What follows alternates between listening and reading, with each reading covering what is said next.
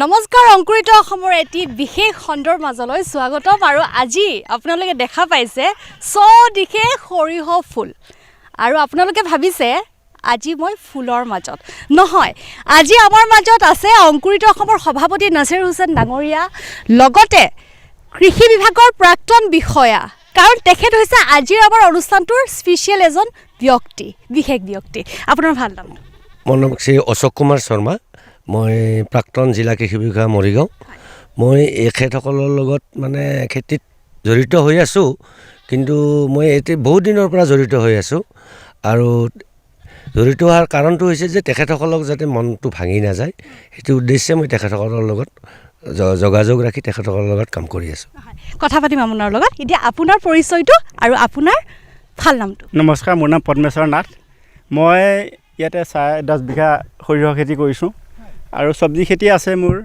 8 বিঘা এতিয়া 10 বিঘা মাটি সৰিয়হ খেতি কৰিছোঁ ইয়াতে কৰিব যাওঁতে আমাৰ প্ৰায় 3,500 পৰা 4,000 টকালৈ খৰচ হয় আমি 13,000 12,000 তেনেকৈ মানে এবিঘা মাটিত উৎপাদন হয় বজাৰখনৰ কথা আমি পাতিম কিন্তু খুব বেছি ভাল লাগিছে আপোনালোকৰ নিচিনা কষ্ট কৰা মানুহৰ বাবেহে মাটিৰ মানুহৰ বাবেহে আমি ইমান ধুনীয়া পৰিৱেশ আজি দেখিবলৈ পাইছোঁ নহয় জানো ফুলৰ মাজত আজি আৰু দাদা আপোনাৰ ভাল নামটো হয় নমস্কাৰ মোৰ নাম শ্ৰী মন্তুৰাম নাথ ময়ো মানে আজি 5-6 বছৰৰ পৰা আগত নাছিলোঁ এই 5-6 বছৰৰ পৰা কৃষি কাৰ্যত জড়িত হৈ আছোঁ আছে মোৰ খেতি মোটামুটি ধৰকচোন সৰিয়হ খেতি কৰিছোঁ 18 বিঘামান আলু খেতি আছে 7 বিঘা বেঙেনা আছে ষ্ট্ৰবেৰী লগাইছোঁ এতিয়া বিলাহী আছে ৰঙালাও 5 বিঘা আছে তেনেকৈ মানে লাগি আছোঁ আৰু হয় সোমাই আহোঁতে আমি দেখা পাইছোঁ একদম লাওৰ পৰা আৰম্ভ কৰি ফুলৰ পৰা আৰম্ভ কৰি গোটেইখিনি প্ৰায় কিমান বিঘা আপোনালোকে সামৰি লৈছে ইয়াতে আমাৰ 27 বিঘা মাটি আছে দুইজনৰ মিলি 27 বিঘা মাটি এৰিয়া এটা আমি দুইজনৰ মানে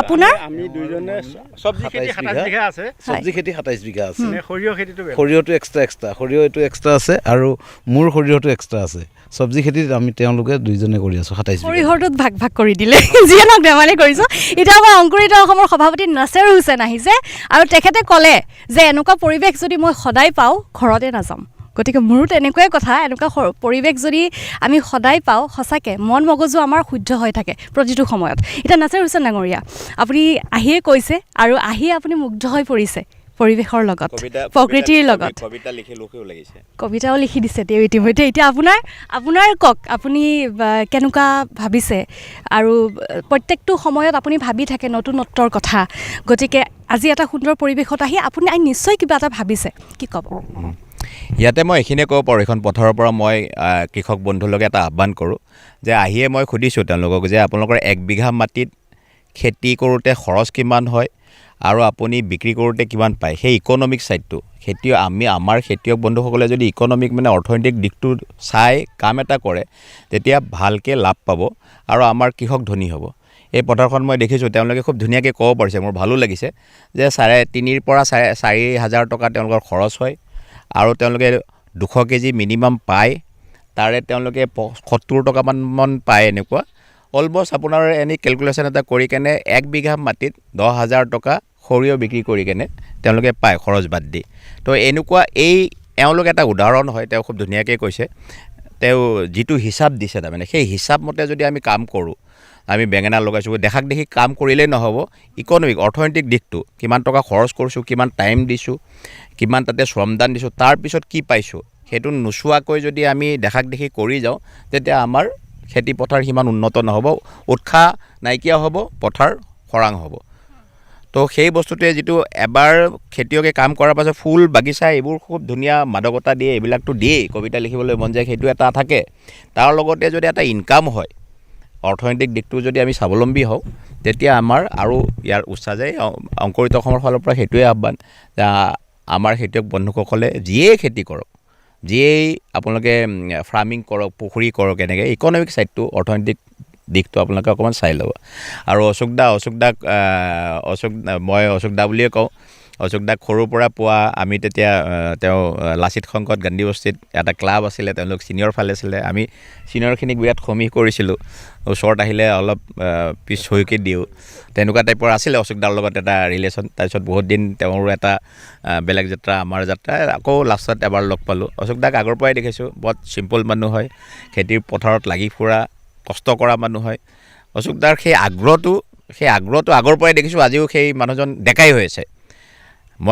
মই বৰ বিশেষ দৈহিকভাৱে বৰ ডিফাৰেঞ্চ নাই দেখা, ডেকাই হৈছে। অকণমান খালি তালুৰ ফালে চলি গৈছে, বাকী চব অশোক দা ধুনীয়া। হয়, অশোক দাই এওঁলোককো যেনেকুৱা এইবোৰ অশোক দাই এনকাৰেজ কৰে, খুব ধুনীয়া। এনেকুৱা চৰকাৰী যিখিনি বিষয়ববী আছে, অশোক দাৰ নিচিনা যিখিনি আছে, এনেকুৱা টাইপৰ মানুহ যদি আমাৰ চৰকাৰী বিষয়ববী থাকে, গভৰ্ণমেণ্টৰ ফালৰ পৰা যিখিনি সুবিধা অশোক দাহঁতে কৃষকখিনিৰ ওচৰলৈকে লৈ যায়, আমাৰ নিশ্চয় আমাৰ খেতিপথাৰ ধনী হ'ম, অসমীয়া ধনী হ'ব আৰু কৃষক ধনী হ'ব।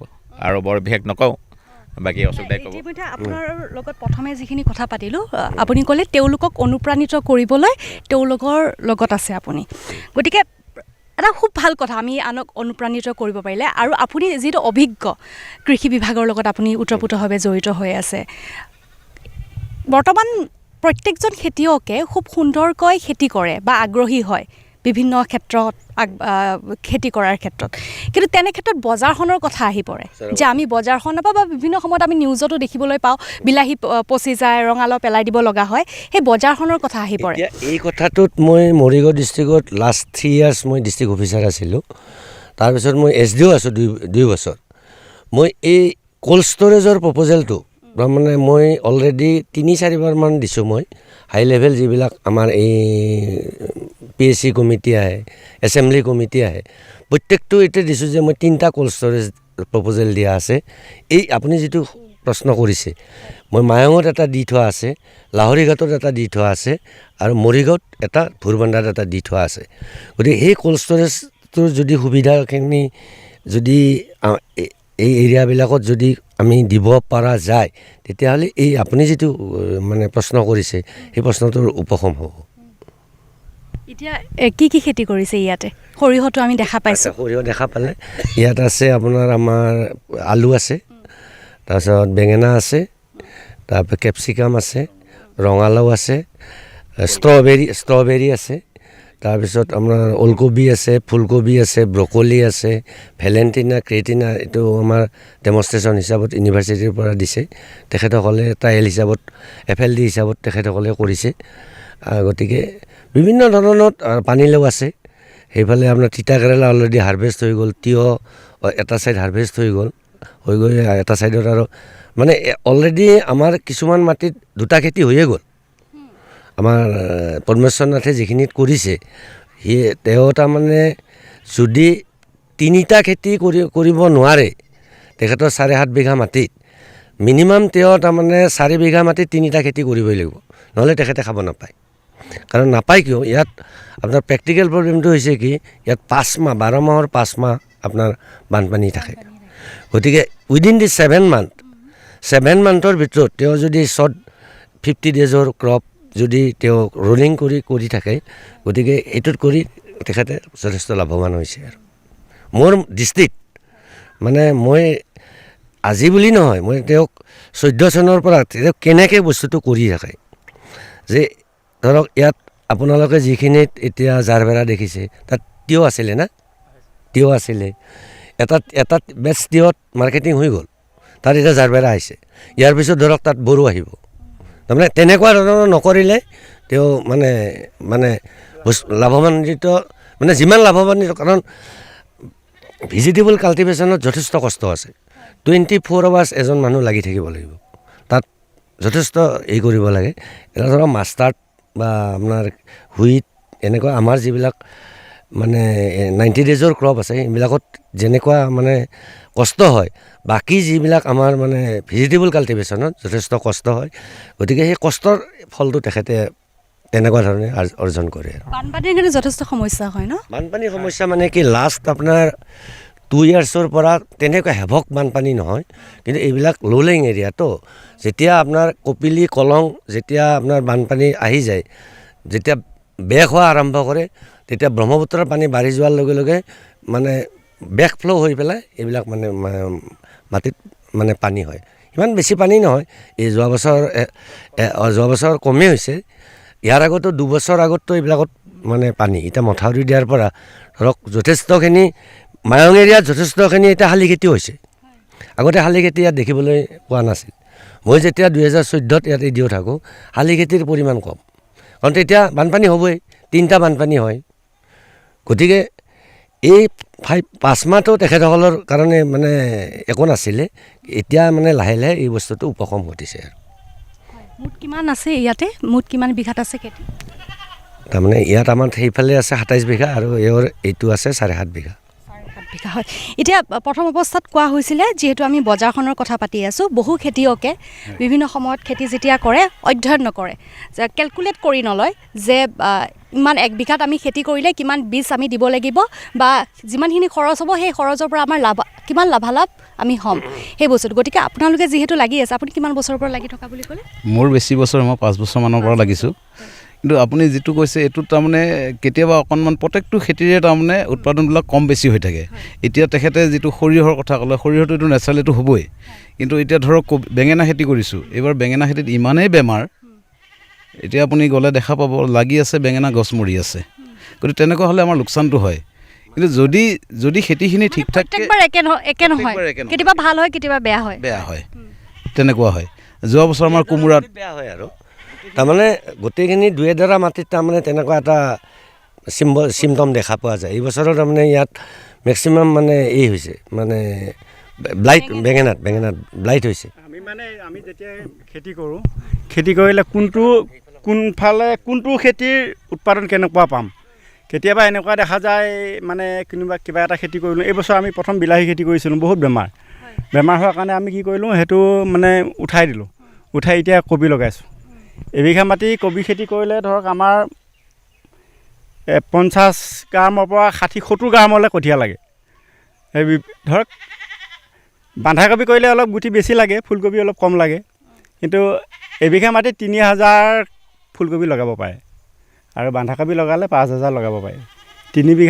এবিঘা মাটিত যদি 3000 ফুলকবি হয়, এতিয়া যি দাম আছে, এতিয়া ধৰক 20 টকাকৈ আছে এটা কবি, তেতিয়াহ'লে আমাৰ প্ৰায় 60,000 মান টকা হৈ যায় এবিঘাত। কিন্তু চব সময়তে একে দাম নাথাকে, দাম থাকিলে আমি তেনেকুৱা পাওঁ। কিন্তু কমিলেও ধৰক আমি 10 টকামান বেচিব পাৰিলে তেতিয়া আমাৰ 30,000 মান টকা থাকে। কিন্তু তাতে আমাৰ 25,000 মান টকা খৰচ হয়। কিন্তু দাম যিমান বেছি হ'ব আমাৰ সিমান লাভ হয়। আৰু বন্ধাকবিও তেনেকুৱা, বন্ধাকবি ধৰক 5,000 ধৰিলে এবিঘা মাটিত। তাতেও 20ৰ পৰা আমি তাৰমানে অলপ পদ্ধতিটো বেলেগ হিচাপে কৰোঁ। আমি মালচিং পদ্ধতিত কৰোঁ। তাৰপৰা আৰু আমি কিছুমান মানুহে খেতি কৰি থ'লে তাতে আৰু বিচাৰ খবৰ নলয়। আমি মানে বহুত কষ্ট কৰি কৰা হয়, লাগি থাকে মানে কষ্ট কৰা হয়। অলপ খৰচাটো আমাৰ অলপ বেছি হয়, হ'লেও উৎপাদনটো ভাল হয়। কিমান বছৰ হয় আপোনাৰ? মই সৰুৰ পৰা, যেতিয়াৰ পৰা মই মানে জানা হৈছোঁ, মই তেতিয়াৰ পৰা খেতিৰ লগতে খেতি কৰি আছে। গতিকে আপুনি এই কৃষক বন্ধুসকলক এটা উদাহৰণ দাঙি ধৰিছে, আপুনি যিহেতু সৰু কালৰ পৰা খেতি কৰি আছে। সেই মোৰ লগত তেনেকৈ আহিছে, তেনেকৈ মোক দেখিয়ে তেওঁ আগুৱাই আহিছে আৰু তেনেকুৱা বহুত আহিছে। কিছুমানে ধৰক কৰিব পাৰিছে, কিছুমানে এৰা দিছে। মোৰো তেনেকুৱা হৈছিলে। মই মানে খেতি কৰিছোঁ, কিন্তু মই তেতিয়া আগষ্ট মানত খেতি কৰিছিলোঁ। আগতীয়াকৈ কৰিব বহুত যত্ন কৰোঁ। যেতিয়া আগষ্টত কৰিলোঁ, কৰাৰ পিছত কি হ'ল, বানপানী আহিলে। বানপানী আহি খেতিখিনি গোটেইখিনি মাৰি লৈ গ'ল। এনেকুৱা হৈ যায়, বেংকৰ পৰা লোন লৈ খেতি কৰাৰ পিছত কি হয়, এইটোতো ধৰ খেতিখিনি মাৰা যোৱাৰ পিছততো মনটো ভাঙি যায়, এবাৰ পৰা নকৰোঁ আৰু। আকৌ কি কৰোঁ, এজনৰ পৰা ধাৰ লওঁ, সিজনৰ পৰা ধাৰ লওঁ, তেনেকৈ ধাৰ ধুৰ কৰি আকৌ কৰি মানে তাৰ পিছৰবাৰ সেইখিনি যেনে নহয় ধাৰখিনি মাৰিব পাৰোঁ। তাৰ পিছৰবাৰ আকৌ বহি নাথাকোঁ, আকৌ পিছৰবাৰ আকৌ চেষ্টা কৰোঁ। তেনেকৈ কৰি মোৰ ছোৱালী 5জনী ছোৱালী। এতিয়া যিখিনি মাটি আপোনালোকে দেখিছে, মই যিমানখিনি খেতি কৰিছোঁ, ইয়াৰে মোৰ মাত্ৰ 3 বিঘা মাটি মোৰ নিজা মাটি। বাকীখিনি গোটেই লিজত লৈ মই খেতি কৰিছোঁ। তেওঁলোককো মাটি দিব লাগিব আৰু মই নিজেও চলিব লাগিব। মই যে লোন লৈ খেতি কৰিছোঁ, সেইটোও মাৰিব লাগিব। তেনেকৈ মানে মই বহুত চিন্তা কৰি মই খেতিবিলাক কৰোঁ। ছাৰহঁতৰ লগতো তেনেকৈ আলোচনা কৰোঁ। ছাৰে কেইবাৰমান এনেকুৱা হৈছে, তই হাৰ নামানিবি, আমি আছোঁ নহয়, তেনেকৈ বল দিছে। সেইটোৱে প্ৰয়োজন হয়। আমি যেতিয়া হাৰি পৰোঁ, আমাক সাহস দিয়া, আমাক অনুপ্ৰাণিত কৰা আমাৰ ওচৰত মানুহ লাগে। ইয়াৰ বানপানী 2বাৰ নষ্ট কৰিলে। প্ৰথম কৰিলে ক'ভিড, বানপানী 2 বছৰ। তেতিয়া সি মোক ক'লে, ছাৰ আৰু খেতি নকৰোঁৱেই নেকি? মই খেতি নকৰ। কিন্তু তাৰপিছত এটা টাৰ্ণিং পইণ্ট আহিল কি, আমাৰ মথাউৰিটো হৈ গ'ল। মথাউৰিটো হৈ যোৱাৰ কাৰণে আমাৰ মৰিগাঁও ডিষ্ট্ৰিক্টখনত বিশেষকৈ আমাৰ মায়ং অঞ্চলটোৰ গোটেইখিনি মানে শস্য মানে 80% ছেফ। আগতে নহ'লে আপোনাৰ এনেকুৱা সময়ত বানপানী আহিছে যে মাকৈ হাৰভেষ্ট কৰিব লাগে, বড়ো হাৰভেষ্ট কৰিব লাগে, এই সময়ত বানপানী, তেতিয়া উপায় নাই। গতিকে তেনেকুৱা ক্ষেত্ৰত মানুহ মানে এখেতসকলে অলপমান যে এবছৰ দুবছৰ যদি মানে বস্তুটোত ফেইল হয় তেতিয়াহ'লে নেচাৰেলি যিকোনো এইটো হাই লেভেল মানুহৰো মানে এটা ডিপ্ৰেশ্যন আহি যায়। কিন্তু সেই সময়ত মই তাক ক'লোঁ যে শুন, মই SDO হৈ আছোঁ, মই তোক বনাই আছোঁ। কিন্তু সেই উদ্দেশ্যটো লৈয়ে মই তাৰ লগত আমাৰ পৰমেশ্বৰৰ লগত মই লাগি আছোঁ। কিন্তু এতিয়া ধৰক লাগি এইখিনি ষ্টেজ পাইছে আৰু সেইকাৰণে আজি পদ্মেশ্বৰ দা সফলতাৰ মুখখন দেখা পাইছে। যিটো সময়ত হাৰি গৈছিলে সেইটো সময়ত সাহস গোটাই আজি নিজৰ কামবোৰ কৰি গৈ আছে, নহয় জানো? এইখিনিৰ লগতে মই মোৰ 5জনী ছোৱালী। কি নাম? মোৰ নাম কবিতা দেৱী। মোৰ দেউতা হয় আৰু আমি মানে সৰুৰ পৰা দেউতাৰ লগত তেনেকৈ পথাৰতে কাম কৰি লাগি আহি আছোঁ। লগতে দেউতা এজন অশিক্ষিত কিন্তু সফল খেতিয়ক। লগতে দেউতাই মানে 5জনী ছোৱালীকে শিক্ষিত মানে বহুত ধুনীয়াকৈ তুলিছে। প্ৰতিজনী ছোৱালীৰে গ্ৰেজুৱেশ্যন কমপ্লিট হৈছে বৰ্তমান। আৰু আমি বৰ্তমান সফলতাৰ দিশটো ল'বলৈ পৰা নাই, কিন্তু চেষ্টা কৰি আছোঁ কিমানখিনিলৈকে পাৰোঁ। কিন্তু সৰুৰে পৰা দেউতাক বহুতখিনি কষ্ট কৰা দেখিছোঁ, দেউতাৰ লগত লাগি আহিছোঁ আৰু বহুতখিনি কষ্ট কৰিছে। তেওঁ বহুতবাৰ হাৰ মানিবলগীয়া হৈছে যদিও মানে হয়তো আমাৰ মুখলৈকে চাই আকৌ নিজৰ যুদ্ধ চলাই লৈ গৈছে। দাদা আপুনি কি ক'ব? অনুষ্ঠান শেষ কৰিম, একদম শেষৰ ফালে আহিছোঁ, আপুনি কি ক'ব?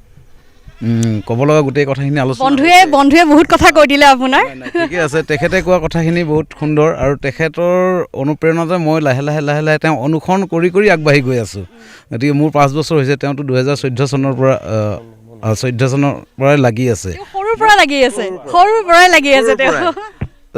মই জাষ্ট 5 বছৰ হৈছে খেতিত লগা, আগত অন্য কিবা কিবি কৰি আছিলোঁ। 5 বছৰ যিহেতু আপোনাৰ চলি আছে খেতিৰ লগত, আপুনি জড়িত হৈ আছে।